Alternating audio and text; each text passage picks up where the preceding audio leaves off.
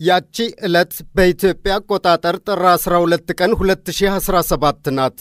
በእነርሱ ጃንዋሪ 20 ዕለተ ሰኞ ከ4 ዓመታት በኋላ ዳግም የአሜሪካ ፕሬዝዳንት ሆነው የተመረጡት ዶናልድ ትራምፕ በዓለ ሲመታቸውን ያከበሩባት ዕለት ናት።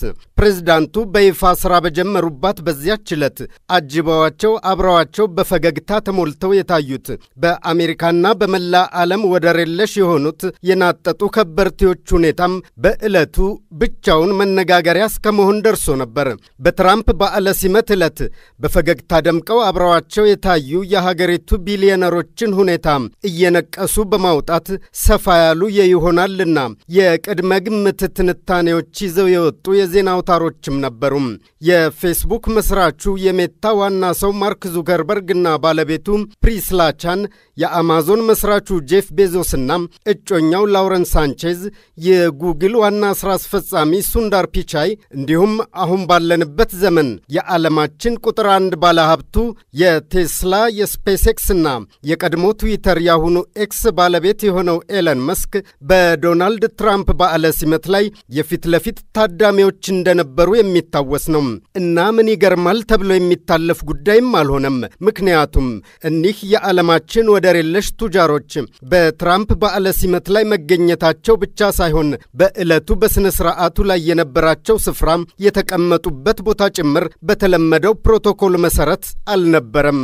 በወቅቱ የአሶሺየትድ ፕሬስ ጋዜጠኛዋ ኤሊስ ዊንሰን ባሰፈረችው ትንታኔ በኖረው የአሜሪካ ፖለቲካዊ ልማድ መሠረት አንድ ተመራጭ ፕሬዝዳንት በዓለ ሲመቱን ሲያከብር ራሱን የመላ አሜሪካውያን ሠራተኞች ውጤትና ጠበቃ አድርጎ ማሳየትን ያስቀድማል። በዶናልድ ትራምፕ የሆነው ግን ከዚህ የተለየ ነው። እንዲህ ያለው በዓለ ሲመት ሲከበር በዕለቱ ዋይት ሃውስ ገብቶ ሥራ ከሚጀምረው ተመራጭ ፕሬዝዳንት ቀጥሎ በቅርበት ተቀምጠው ይታዩ የነበሩት የራሱ የተመራጩ ፕሬዝዳንት ቤተሰቦች፣ ተሰናባቹ ፕሬዝዳንት፣ ሌሎች የቀድሞ ፕሬዝዳንቶች ነበሩ። ባለፈው ጥር 12 የፕሬዝዳንት ትራምፕ በዓለ ሲመት ዕለት ግን ያ በአሜሪካ የኖረ የፖለቲካ ልማድ ውስጥ የነበረው ፕሮቶኮል ግን ባልተለመደ ሁኔታ ተቀይሮ ተስተዋለ። ትራምፕን በቅርበት አጅበዋቸው የታዩት ቢሊዮነሮቹ ሆኑ። የሀገራቸው አሜሪካ ብቻ ሳይሆን የመላ ዓለምን ሀብት እንዴትም ከየትም ተፋሰሱ ያዘነበለላቸው የሀብት አዛዥ አናዛዦች በምጣኔ ሀብትና ፖለቲካዊ ስያሜ ኦሊጋርኪዎቹም ፕሬዝዳንት ዶናልድ ትራምፕን በግራ በቀኝ አጅበው በፈገግታ ተሞልተው መታየታቸው ተራውን የሀገሬውን ዜጋ ብቻ ሳይሆን የራሷን የአሜሪካን ጎምቱ ፖለቲከኞች ጭምር ጥርጣሬ ላይ የጣለ እንደነበር አይዘነጋም። ኤለን መስክ ብቻ እንኳ ለትራምፕ የምርጫ ቅስቀሳ $200 ሚሊዮን ወጪ አድርጎ እንደነበር በማስታወስም በአሜሪካ ቀጣዮቹ ዓመታት ብዙ ሚሊዮን አሜሪካውያን በፍዳ ጥቂት ኦሊጋርኪዎች ደግሞ በሀብት ላይ ሀብት እየደረቡ የሚኖሩበት እንደሚሆን እስከ መናገር ደረሱ። እናም በበዓለ ሲመቱ ወቅት የቢሊዮነሮቹ ፈገግታ አንድም በቀጣይ ስለሚያገኙት ወሮታም እንደገናም ስለሚደራርቡት የውለታ ካባ ነው ተብሎ ተተረጎመ። ጥር 12 እንዲያ አለፈች። ትናንት መጋቢት 28 ለዛሬ አጥቢያ ሌሊቱን አንድ ሌላ ትንታኔ ብቅ አለ። ያ ከጥቂት ወራት በፊት የነበረ የከበርቴዎቹ ፈገግታም አሁንስ አለን በማለትም አጠየቀ።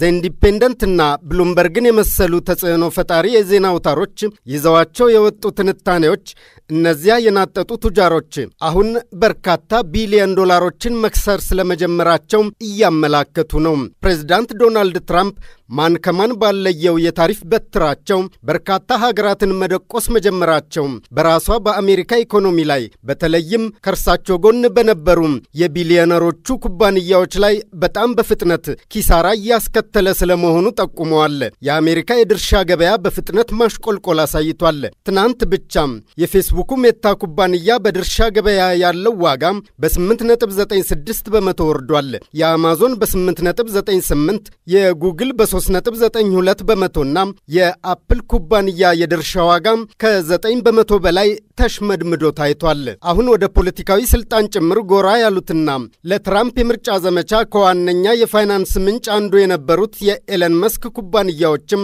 የፕሬዝዳንቱ የታሪፍ ጭማሬ በሌሎች ሀገራት ላይ ባስከተለው ጫና ምክንያት ተጎጂ መሆን እንደጀመሩ ዘ ኢንዲፔንደንት ጽፏል። በድርሻ ገበያ የቴስላ ተፈላጊነት ቁልቁል በ5.47 በመቶ ተንሸራቷል። ቀድሞ ትዊተር ይባል የነበረውና ኤለን መስክ በ40 ቢሊዮን ዶላር ገደማ ገዝተውት ስያሜውን የለወጡት ኤክስ ደግሞ በድርሻ ገበያ ስቶክ ማርኬት ያለው ዋጋም በአንድ ቀን ትናንት በሆነ ሰዓት ውስጥ ብቻ በ8.14 በመቶ ዘቅጧል። በጥቅል ትናንት በአንድ ዕለት ብቻ እኒህ የአሜሪካና የዓለም ዋነኛ ባለሀብቶች የሆኑት ትጃሮች የሀብት ምንጭ በ100 ቢሊዮን ዶላሮች ገደማ ስለመቀነሱም እየተዘገበ ነው። በተናጠል ማርክ ዙከርበርግ 17.9 ቢሊዮን፣ ጄፍ ቤዞስ 16 ቢሊዮን እና ኤለን መስክ ብቻውን 8.7 ቢሊዮን ዶላር ሀብታቸው በአንድ ዕለት ቀንሶ ስለማደሩ ደግሞ ፎርብስ መጽሔት አስነብቧል።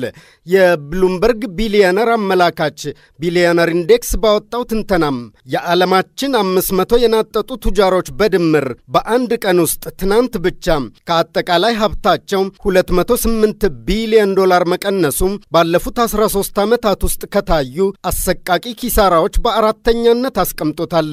እናም ጥር 12 የታየው የኦሊጋርኪዎቹ ፈገግታ ዛሬ በኪሳራ አውሎ ንፋስ ሲመታ ከፊታቸው ላይ ብን ብሎ ሳይጠፋ አይቀርም።